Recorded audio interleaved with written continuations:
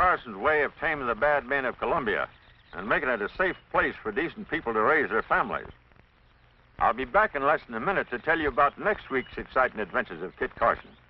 In the meantime, I wish you'd take a good look at this interesting picture out of modern life.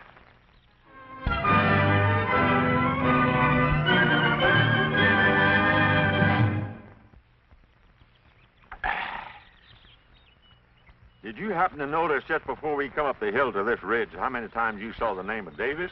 There's John D. Davis, the doctor, and Clyde M., who manages a leading bank, and the Reverend Davis. You might have seen his name on the outside of that pretty white church. That little town of Columbia is plumb full of Davises. When we come to that little town of Columbia, it seemed awful peaceful and quiet. And maybe you wonder why the Davis family settled there and was happy to sink their roots in such a quiet spot. Well, sir, when the first Reverend Davis came to Columbia, it was the wildest, most lawless camp in all the Mother Lode country. The miners were robbed and killed right and left until Parson Davis sent out a call for help to Kit Carson. Yes, things were pretty bad when Kit Carson come riding in that day.